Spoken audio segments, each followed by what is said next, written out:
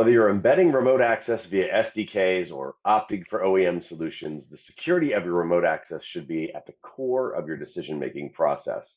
Welcome to this fourth episode of RealVNC's Remote Access Redefined podcast series.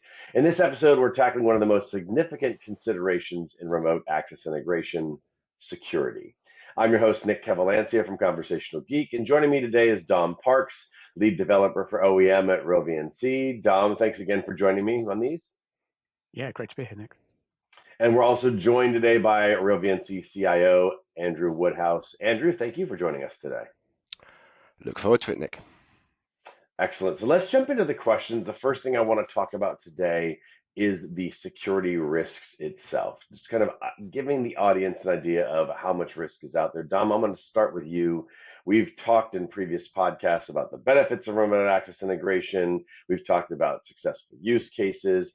However, remote access, if not used correctly, can actually pose some significant security risk to organizations. What are some of the main risks that you see that organizations need to be worried about in the case of remote access integration?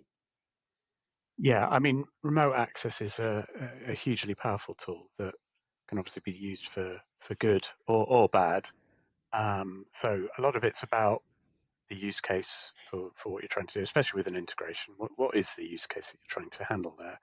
And what are the potential risks there? So you've got effectively you're handing your staff or whoever you're building the solution for the ability to access a computer in a network anywhere in the world.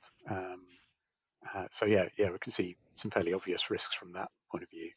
And potentially you're also giving people the tools to, use this in attacks of another kind, like phishing and other schemes like that. So that there's a lot to be careful of here. But I think the key thing is to handle it all thoughtfully, to really to make sure you sort of design and build for security, and think about the future of your product, whatever you're building. Think about the updates that you're going to make to it, and maintenance and vulnerabilities, things like that. So they can all be mitigated, but it's such a powerful tool that it obviously does have some major downsides. Andrew, thoughts on the security risks that remote access provides to organizations? I shouldn't say provides, but it raises for organizations. Yeah, I think Don largely covered it. I think if you go and do a showdown search today on a lot of common remote access tools out there and protocols, RDP, VNC, Telnet, whatever, you'll find that there's an awful lot stuff being exposed to the internet, possibly with weak or no authentication. So it shows the scale of the issue of doing it badly is that these things are discoverable, they will be found, and they will be trying to be compromised and potentially letting people onto your network. If you're an IT organization, if you're an industrial organization and you've got programmable logic controllers and industrial control systems, potentially you're giving access unwittingly to whoever bothers to look for it. And that's obviously a massive risk. It's interesting. You both have touched on something I just want to crystallize a bit. You mentioned just a second ago, Andrew, if someone looks for it. And that's, I think, one of the first things is the remote access even accessible as a potential platform to be used? Is it accessible across the internet? Is it accessible within the organization to move laterally? Those kinds of issues come into play. But then the second part, you started talking about things like MFA and having, and I'm going to generalize, it's having security controls on top of the potential use of the remote access solution. Are there things like role-based access? Is there MFA? Is there even any kind of credentials necessary? Are there restrictions on where the remote access can go? I mean, I'm talking about some very practical examples of where risks lie. But when I think about remote access and its misuse by threat actors, it typically comes down to it's readily available or readily accessible, if you will. And then there is a distinct lack of security controls beyond, let's say, just ID and password, because we presume that pretty much every platform at this point has some kind of ID and password in place.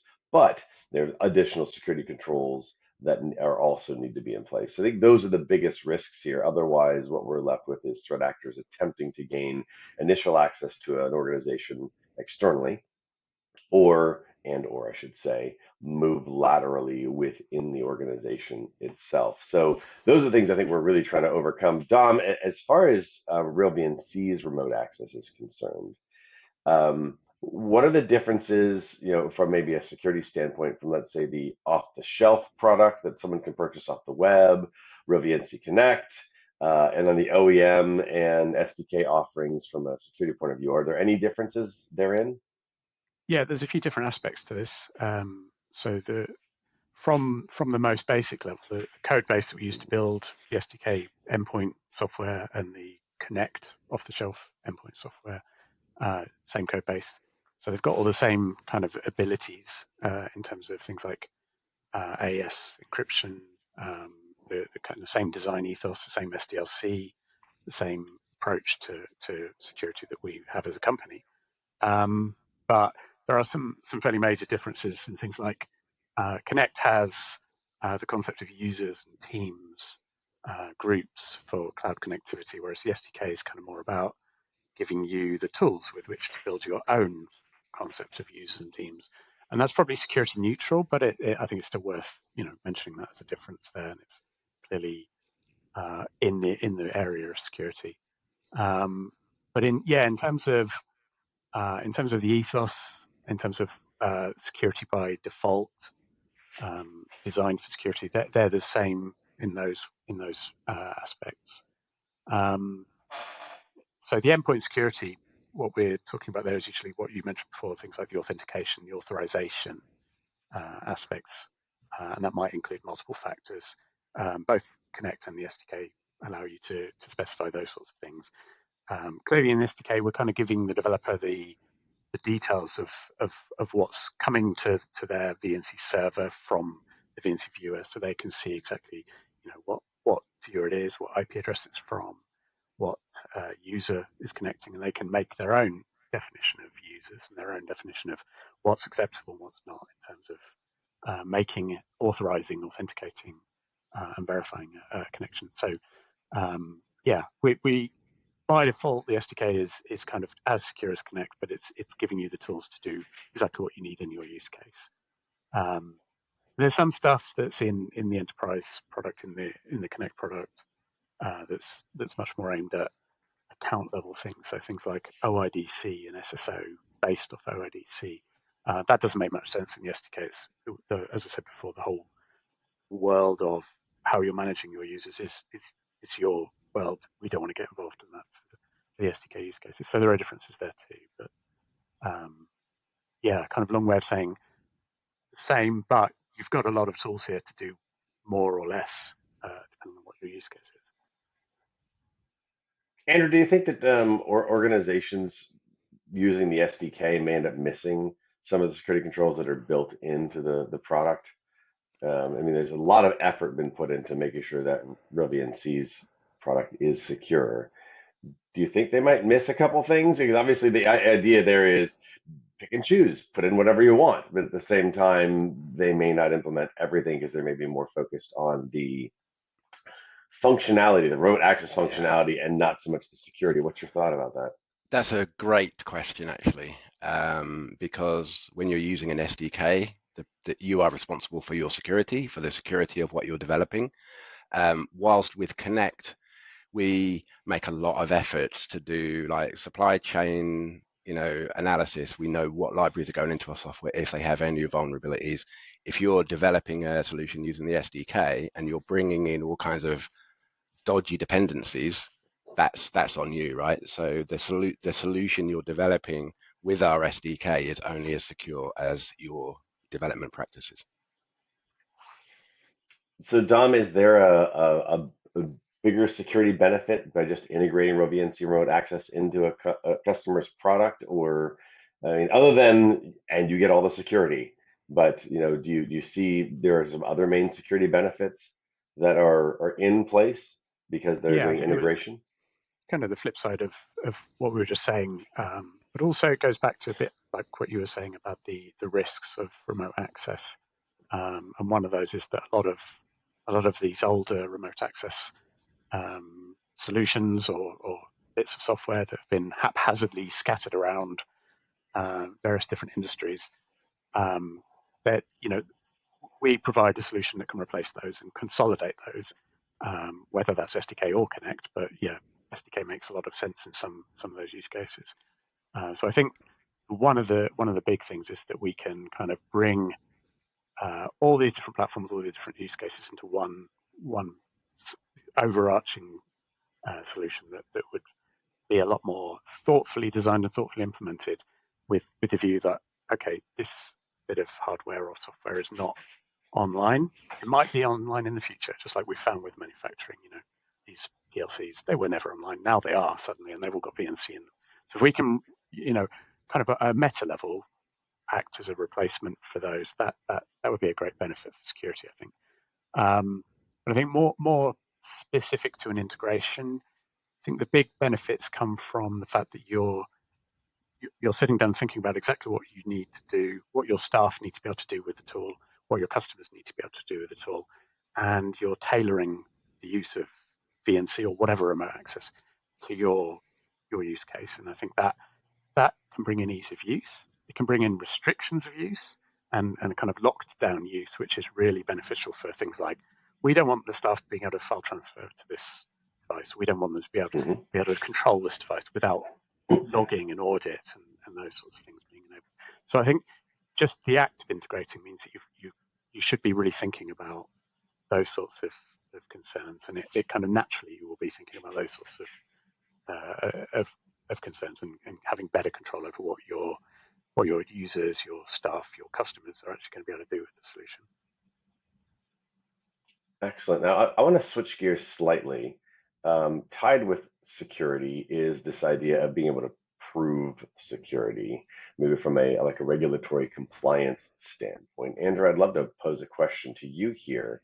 I think organizations that are worried about regulations with data security standards, or certifications that have data security standards, or even just security standards in general, there's a need to recognize that those exist and that organizations have to tie the two together. This idea of the security we've been talking about thus far is more practical, like stop the bad guys. That's all we've been really talking about. And now we're talking about more like a list of checkboxes that we have to meet.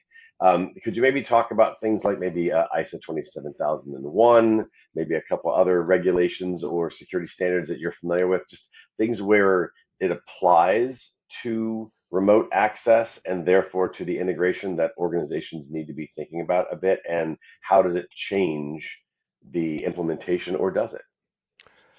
Absolutely. So what's really interesting, we did ISO 27001 a while ago, and we're now looking at SOC 2 and HIPAA, and we're also looking at some of the OT specific standards like IEC 62433. And one of the things that you see across all of these standards is they are basically all based around governance and risk management, right? Is you as a supplier understanding who your suppliers are. Are they bringing threats into your supply chain? Are you managing vulnerabilities properly, both within your internal infrastructure and in the product? What risks do you have in your products, in your infrastructure, in your environment, and understanding those and mitigating them? Because ultimately, as we've seen with some of the pretty major attacks over the past few years, unfortunately, we've had things like SolarWinds, Kaseya. Generally, they were supply chain attacks, right? So bad actor got onto the environment, injected some malicious code into the endpoints, or into the software that gets installed onto the customer's endpoint.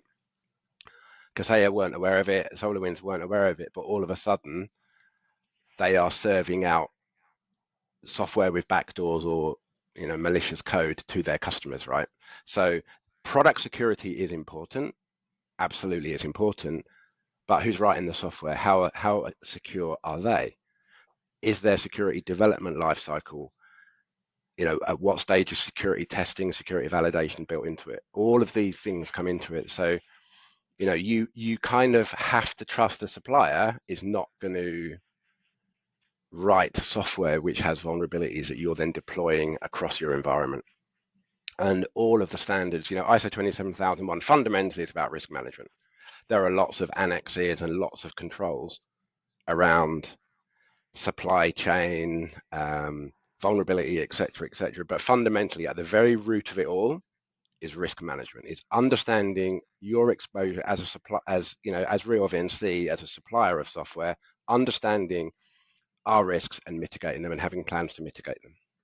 And that is across all information security standards. And it's really interesting. If you look at the overlap between ISO 27001, SOC 2, HIPAA, NIST 2, IEC 62433, risk management is at the core of all of those things. So, and there's a reason why. If you don't know what your risks are, you can't possibly mitigate them. It's interesting. You got me thinking. I'm going to kind of go off script here a little bit, just thinking about compliance from almost two perspectives. And you brought these both up a little bit, but you really got me thinking. I want to dive into this a little deeper.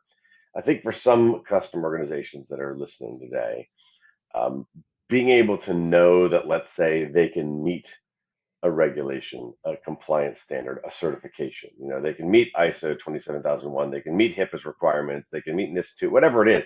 It's like I can check the box. Like this product does meet that compliance standard, you know, with regard to very specific standards therein. There's like that aspect.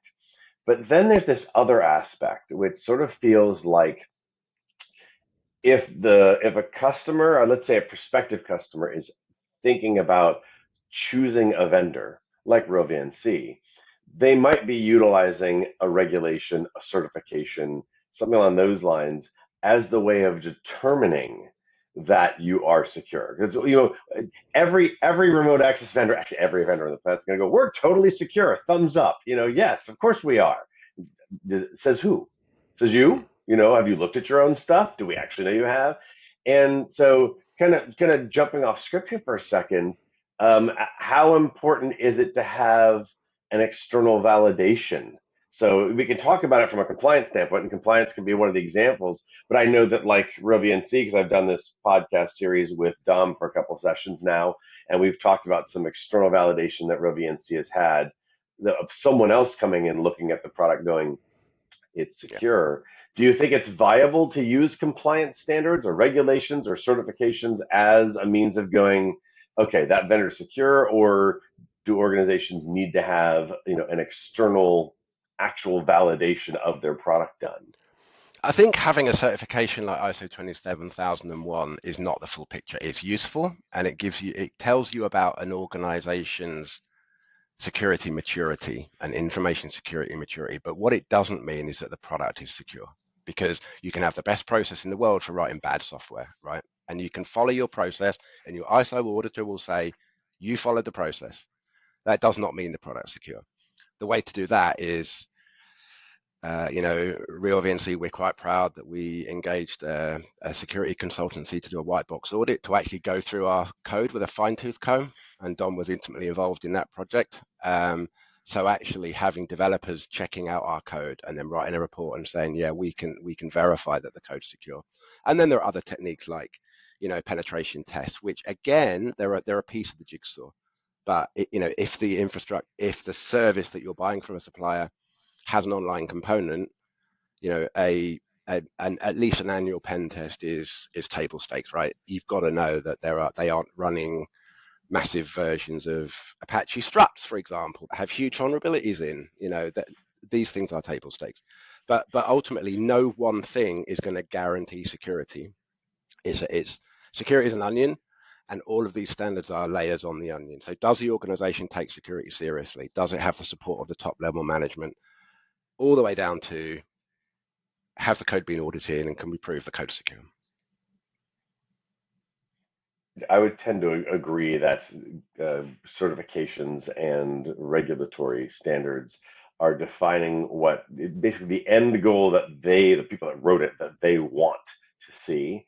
They aren't necessarily, actually, I should say at all, they aren't really about whether or not the software that is being sort of quote unquote plugged into the compliance or the certification is secure or not. It has nothing to do with that. It's just simply, do you meet the standard, the example? And are you following the process which the auditor is auditing? It could be a bad process, but as long as you're doing what you're saying, you can get the certification. Well said. All it means is that you've checked a box as opposed to thinking about cybersecurity is an ever-changing target. It's a fluid process. Something has to keep changing as time moves on. And so those two really don't perfectly align. I love that you brought that up. You And also mentioned actually, NIST Nick, too, sorry, Andrew. just Go ahead, please. Yeah, please. I was just going to say another way that I didn't mention is, particularly, we have a lot of customers in governments, for example, US federal government now increasingly insists on SBOMs, right? So what are the libraries that are being used in the software? And that's another part of this layer of, are you using software with, for us, license risk, for the customer, known vulnerabilities in, known ways to bypass any security controls in the product. So all of these things, they're all additive, I think. Sorry, Nick, I interrupted you. No, it's quite all right. I think that's a really great point. I'm glad you brought that in. You mentioned NIST 2 before. I would like to dive into that just a little bit because it's very relevant to EU customers.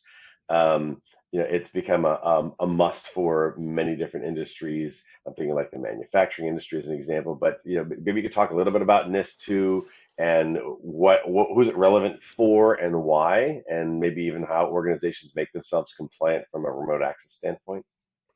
Yeah, so the EU likes to have regulations. It believes that the way to enforce certain things is bring in new regulations, give organizations a certain amount of time to adapt to it, and then from there on, it's the law. So NIST 2 is a regulation. It's not a standard. You can't be certified as NIST 2 compliant because it's like saying, I don't drive my car too fast. I'm certified at that, right? It's a regulation.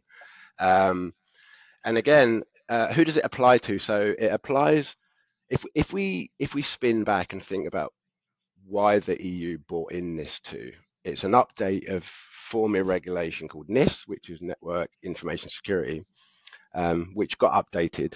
And the reason it got updated is that there was a sudden eye-opening realization that initially critical infrastructure providers, energy, transportation, water purification, water supply, these things would have a material impact on the EU and on member countries if there were security events that happened, right? It could have a massive effect. You could take down all the power in Germany, for example, or screw up the trains in France, right? It would be massively problematic. And so the idea of NIS2 is to, again, I said about risk management, it's really understanding what your risks are as a critical infrastructure provider, so as a energy generation company or organization, is understanding what risks you have, how you're bringing in governance for your environment. So who's responsible for security in your organization? Have you, documenting the risks in your organization, regularly reviewing what cybersecurity you have, making sure that your security policies are documented. And a big one for NIS2 is incident response plans, right? If you have a security event, what are you going to do about it? Who are you going to inform? How you're going to handle it? And there are other things as well, like backup management, disaster recovery plans. So again, if you're a nuclear power station or a power generator, if one of your systems goes down, how are you going to mitigate that? So NIS2 is broken down into 8 key areas that I'll briefly go through. So we said about risk management. So governance and risk management, cybersecurity policies and procedures, technical and operational measures, which is all about the technical aspects of cybersecurity, security to technology and solutions, technical compliance and certifications, and that is also down to the suppliers as well, because if you're a NIS2 regulated organization, your suppliers have to also support your NIS2 requirements. Compliance with legal and industry standards, reporting and communication, and human resources and training. And the last one's interesting because, as we all know, it's all very well having the most secure systems in the world. If one of your staff members clicks on a phishing email or gives someone a password, all bets are off, right? So the idea is to mitigate risks as much as possible. And what's really interesting is at RealVNC, we have a number of customers that are going to start falling into the remit of NIS2. So we actually went and wrote a NIS2 white paper, which, because we had ISO 27001, which is heavily about risk management and technical operational security measures, it was quite easy for us to do. What about, I'm thinking about the idea of having on-premises remote access, which does exist. Obviously, it's possible with remote access integration. Does that help at all when it comes to compliance? And I mean, obviously, there's still a possibility of someone leveraging even an on-premises direct connection for lateral movement, but does it help with the compliance standards at all? I think it does, because you're not reliant on all the online components of a supplier's solution, right? For example, it makes the compliance story much, much simpler. If you as a customer are in complete control, if the solution is behind your firewalls and you have good controls over your firewalls, and you have a remote access solution that honors your internal password policies and is putting all the data into your logs, you're not reliant on it's basically you're not reliant as a supplier so much. So one of the ways to think about it is, if this supplier gets compromised, what's the impact to us? If it's on-prem software, the reliance on the supplier is much less. Bearing in mind supply chain attacks, where you roll out a new version, for example, that has got some malicious code in or some deliberate vulnerabilities or backdoors, but fundamentally, the supply chain story is much simpler. Yeah, and Dom, I want to bring you back into the conversation, maybe shifting slightly back to thinking about this from a data security standpoint, less compliance, but sticking with this idea of on-premises versus cloud brokering. RealVNC has been doing, cloud brokering of connections, and that obviously makes it easier for organizations to gain access to remote systems. Does that mean less data security for organizations if they're doing cloud brokering of connections? Yeah, I guess there are a few aspects to that. But from an endpoint software point of view, what we've done in our development of the cloud brokering solution and the endpoint clients themselves is take the view that they don't trust the environment in which they're connecting, whether that's a LAN or the internet or our cloud services. So it's always end-to-end encrypted, and it's always using the best possible up-to-date ciphers and algorithms.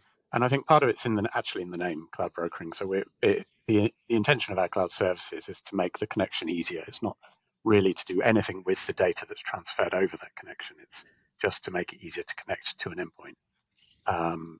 There is a kind of second category of issue with this that could be a kind of data security issue, which is that maybe there's the potential for our cloud services to be compromised in such a way that someone gets access to an account in the Connect world that they shouldn't have access to, can then access endpoint machines. But again, with the endpoint software, we decided that we're not just relying on the cloud brokering to establish the security of the session. We're giving the user or the operating system of the device that we're connecting to the opportunity to step in there and say, actually, no, I don't want this user connecting because they don't know my password, they don't know my second factor, they don't have the keys to actually get into this device. We're not saying that as soon as you have our software installed, that's it, you can connect, you've got an account with us, or you've got access to someone else's account, you can connect. We don't have that approach in the endpoint software at all. So hopefully in that way, there is no drop in data security, overall.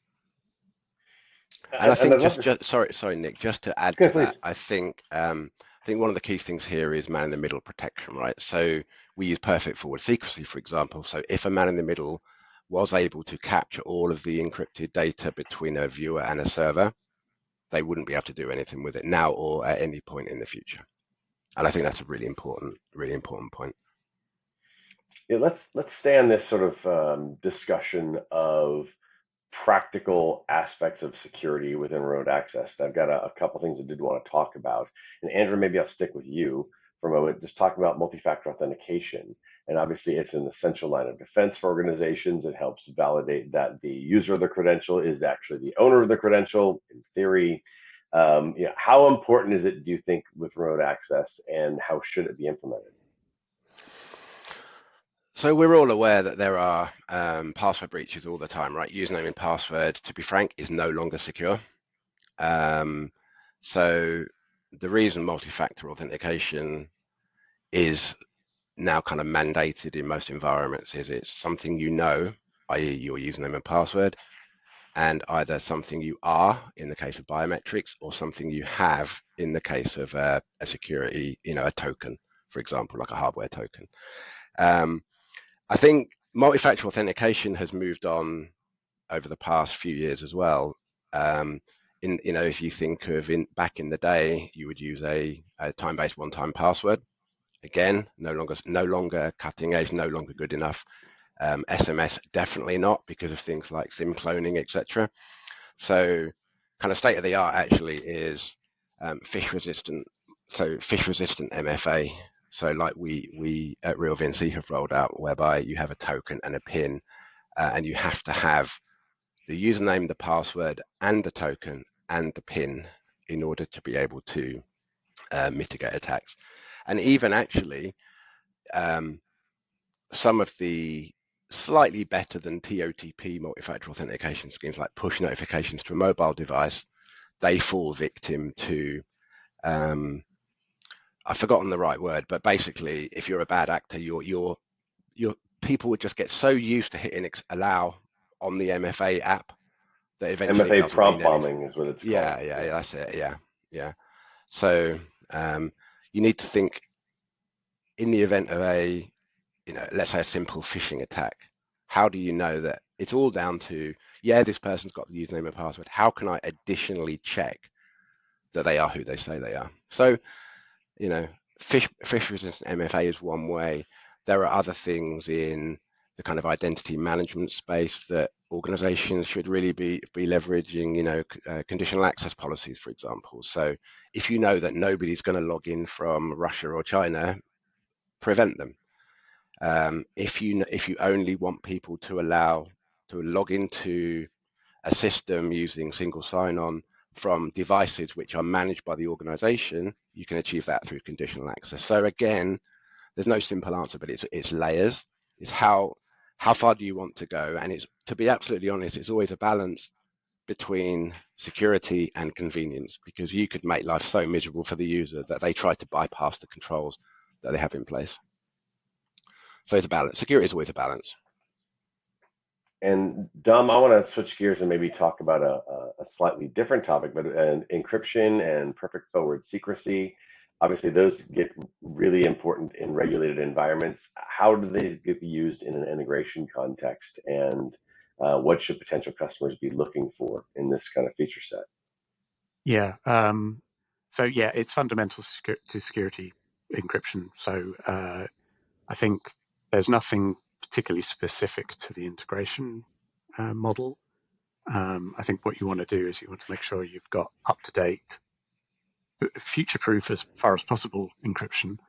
You want to make sure that wherever you're getting your security software, your encryption software, or your remote access solution from, they have people in that organization who are thinking about, how does this act in the future? How is this going to be updated? How are we going to add new ciphers, new algorithms to this encryption?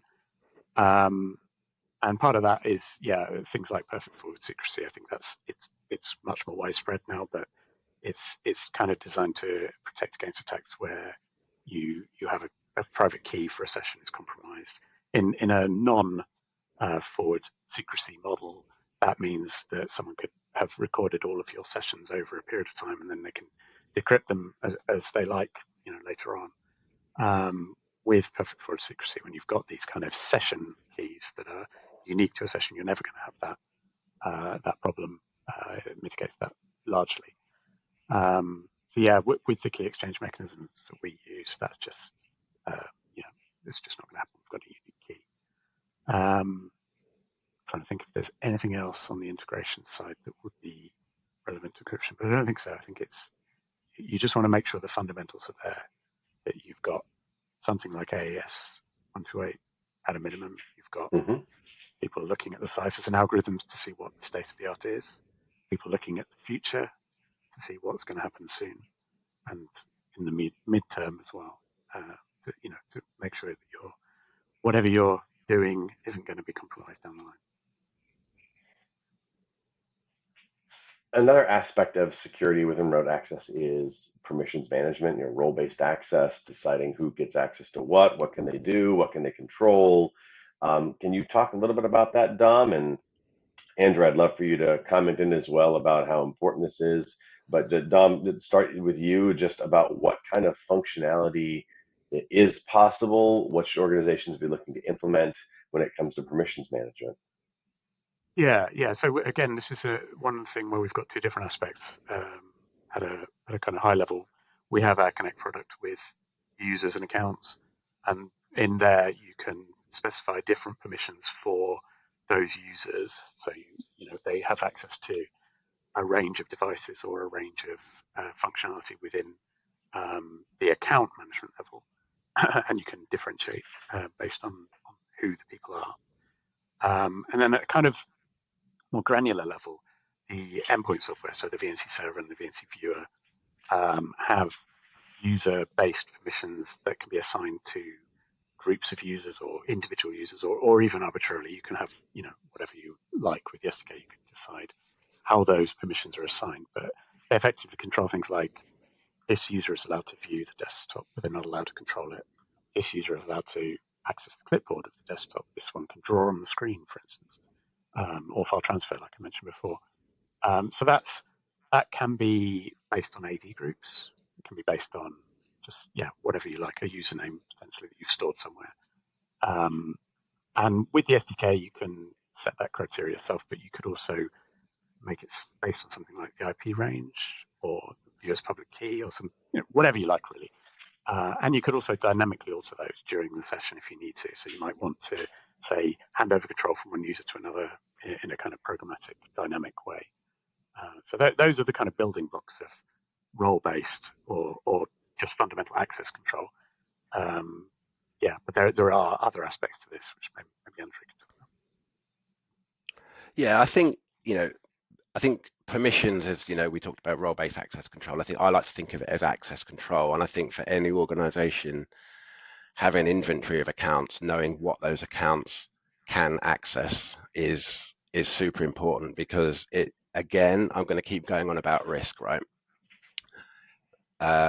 Make sure that, when somebody joins the organization, they're given the right permissions to access the systems they need. And more importantly, if they change role or they leave the organization, make sure that those access rights are revoked. So I would always argue centralize as much as possible. I think our products do support, Dom mentioned AD, right? So you want a single authoritative source for managing access control. And again, you can then leverage,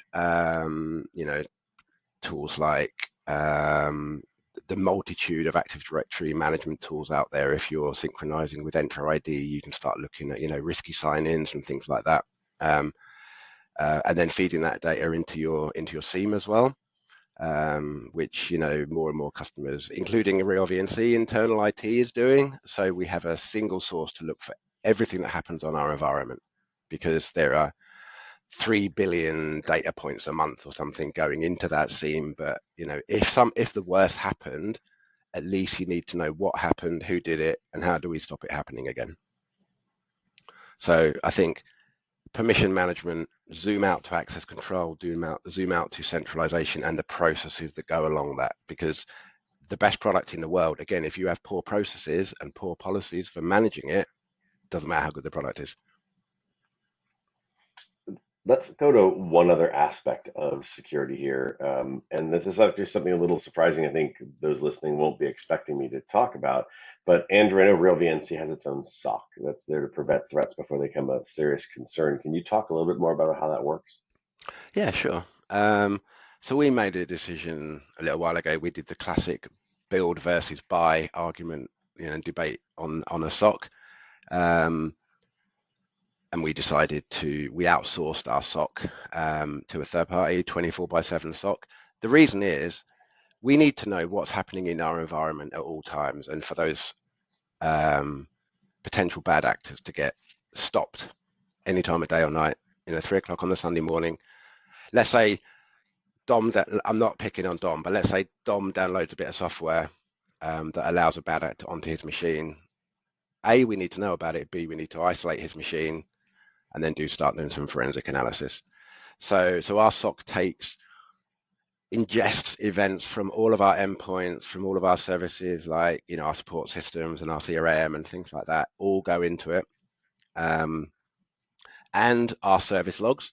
So, for example, with the VNC Connect product, I don't know if it's on the SDK, Dom, actually, but our authentication, our cloud authentication service, for example, every time someone authenticates to use our service or fails to authenticate, that all goes into our SOC, and it's all part of us making sure that as a vendor, we've got the customers back. We know what's happening on our environment, and can mitigate any threats that come up. Another really important thing that our SOC does for us, in addition to security event management, is threat intelligence.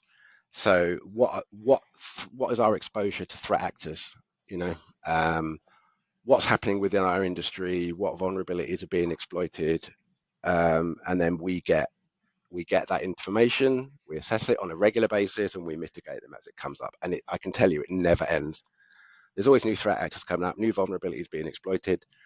As a responsible vendor, we're responsible. We are required to mitigate those, and our customers as well. They should be aware of what threats are facing them. And vulnerability comes out in an open source. A new vulnerability is found in an open source VNC server that you've got deployed out in your environment. You need to make sure that you need to risk assess it and mitigate accordingly. So the SOC's not just doing cybersecurity, it's doing much more than that in terms of threat intel. So we did a demo a while ago where one of our guys deliberately downloaded a piece of fake malware, and we wanted to know how quickly our SOC would have actioned it, and they basically isolated that machine and started. So it's cut off from the network. If it's a ransomware attack, it can't spread. It's isolated from the network, other than a backdoor into, I say backdoor, it's a good backdoor into the SOC so they can do their forensic analysis, and that happened within about 5 minutes. So that's the value it brings to us. It brings a lot of value to customers as well. Dom, slight shifting gears here, thinking about the role that people play in security. Verizon Data Breach Investigations report came out this year, and I still think it's something like 2/3 of all data breaches involved some kind of human element, whether it was they clicked on a phishing email, or they dropped the USB key in the sidewalk, or anything in between. Respond to the wrong email, respond to the wrong person, left data exposed to the internet. Whatever it is, there's always a human factor that comes into play somehow because we're imperfect. What are some of the most common mistakes that you find humans, users, making when it comes to the security within remote access integration that our audience could learn from and maybe try to mitigate proactively? Yeah, I mean, hopefully when you're integrating something like this, you're thinking a lot more carefully about these sorts of issues, and you're trying to make it so that insecure practices are actually hard to do. But there's the usual things like people might want to, just for ease of use, they might want to hard code things into their software that they're developing, or into the scripts that they're using to launch VNC to make connections. They might want to save credentials or something like that. And that must be one of the more common ones when you're building an integration. People just take that view that we're just doing this now, we'll get to it later. But I think it's best to start from the beginning, and that's what our samples do. Start from the beginning with security. Don't add it later. So that's a big one. I think there's also the kind of use case risk that customers might see the SDK or connect, and they say, well, we don't need encryption, we're fully offline. And I said this before with the manufacturing industry. It's like we're offline. Why we don't need it? It's just a performance overhead or whatever. It's not really a performance overhead anymore. There's no hit to having encryption that you can meaningfully detect. But these things have a habit of happening. That you've got a device that's offline now, maybe in the next year, 2 years, it's no longer offline. You've forgotten about it somewhere in your warehouse, and it's just there, potentially open. So yeah, I think that's those are big ones. There are some really specific ones to the SDK that people do that we try to guide them away from, but that's things like using API keys. We have API keys for accessing the cloud infrastructure, and they do things with the API keys that they shouldn't do. So that's something to definitely bear in mind. You need to make sure that you're protecting those keys. They're the keys to your network infrastructure. Don't encode them into your applications. Don't put them in places like that. So it's kind of similar to the hard coding of stuff. It's just about thinking about your use case, thinking about your environment, thinking about how you keep things safe, and doing it with purpose and with thought. I'm also thinking about this is going to apply maybe to both of you. And Dom, I'll start with you. Andrew, would love to get your thoughts as well. For the audience that's listening, what should they, Dom, what should they be thinking about and looking into when they're looking at suppliers like RealVNC or other organizations that have an ability to integrate remote access? What should they be looking for from a security standpoint? Give them a quick hit list of these are the security things you should be looking for in a potential vendor that's going to be providing you with an integrated remote access solution. Yeah. I think from the technology side, I think they want to look at that there's some sort of evidence that the solution they're going to buy is secure by default, doesn't trust the environment, like I was saying before. So that might be audit results, white papers. Certification can come into this, like Andrew was saying before. And tracking of vulnerabilities and the kind of life cycle and supply chain management within that solution. So yeah, looking for things that are designed for security, looking at things that are designed with that foremost, and then moving on to things like accreditation. And at the bottom of all of this is probably track record. What's the track record of your solution that you're thinking of buying? How many times have they been breached in a scary way in recent years? So I think those things are worth looking for. Andrew, anything to add to that list that potential customers should be thinking about when they're looking at a vendor? I think Dom pretty much covered it. I'd say whilst earlier I said ISO 27001 and things like that are not guarantees of product security, they show a certain level of maturity in an organization's security posture. Mm-hmm. I think, if they can send you a software bill of materials, it means that they have discipline and the systems in place to be able to do that. Past record is no guarantee of future performance, as they like to say in finance, but it helps. If an organization's had in their piece of software 15 massive vulnerabilities in the last couple of years, there's probably something to worry about. Yeah, and maybe also looking at how open and how have companies communicated those vulnerabilities to their customers. So how transparent are they? And I think that goes along with the maturity of their cybersecurity posture as well, actually.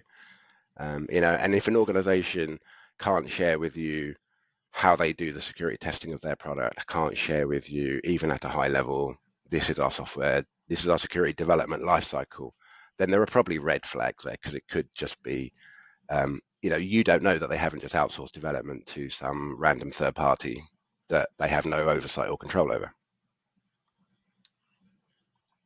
Fair enough. And just to paint a picture for the audience as we sort of close out our discussion today, I want to talk a little bit about the future and let you guys get your crystal balls out and sort of predict the future a little bit here.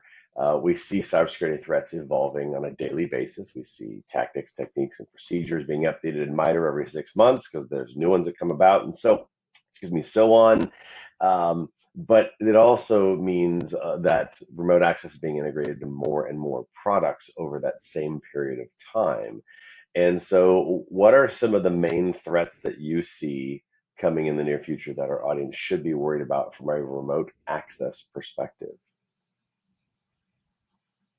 Yeah, so I'll go from the technological point of view. And I think the two big kind of hot topics of our time are those two things that could cause people to be concerned, and that's quantum cryptography and how is that going to impact whatever solution I've got? Is it something that's going to actually cause a problem after the fact? You know, someone recording all these sessions, and can they then later decode them? So that's one, quantum crypto and decryption. And then AI, and there's a couple of different threats from AI. I think the ability to just craft much cleverer attacks, phishing attacks, is one of them. But actually, I think we're seeing some of these tools being used to do kind of penetrative type attacks, pen testing type. I mean, it can be positive, can be used for penetration testing, but I think some of them are inevitably going to become used for malicious attacks at a kind of programmatic level. So those are my two big ones. I think, we're never going to have complete solutions to all of these things ahead of time, but it's something that we're thinking about quite a lot here at RealVNC. Andrew, any crystal ball predictions on your end? No, I think quantum and AI are new potential opportunities, potential threats. And I think if we just think for a moment at the state of the world right now, and some of the nation states who potentially want to do us bad with the resources they have, I think it's super important for anyone from a small company up to a big multinational organization to really be on top of their security game, because gone are the days when nation states would target, federal governments or national governments. They want to do economic attacks, for example, by targeting the companies within organizations that make money or whatever, or write software that go into their adversaries' networks. So that's a pretty significant one. And I'd say that the world is in a bit of a parlous strait right now with some of the kind of geopolitics happening. So, I will say that, Russia and China there are accusations, whether they're true or not, I don't know, but, funding, hacking groups, et cetera, I think there's evidence out there that have definitely targeted remote access in the past, and targeted, finance, and, a lot of the EU's reaction with NIS2, for example, is because they are very aware of these threats and the impact it could have. So there's the technology solutions, but there's also the geopolitical situation, and being aware of who could be targeting you and making sure that at the very least you have visibility across your entire estate of what's happening. Because if you don't, Dom mentioned earlier some, machine in a warehouse somewhere which is, been forgotten, but it's exposed to the internet. They will find it, they will compromise it, and then they will use it to peer it off onto other things. Fair enough. I appreciate both of you today. That is all the time that we do have today. We've been talking with Dom Parks, lead developer for OEM at RealVNC, and Andrew Woodhouse, CIO at RealVNC. If you'd like more information on RealVNC and their OEM program, you can visit realvnc.com/OEM. And remember, this is the fourth episode in a 6-part series, so be on the lookout for all the podcast episodes in this series on your choice of podcast platform. Thanks for listening. We'll catch you on the next one.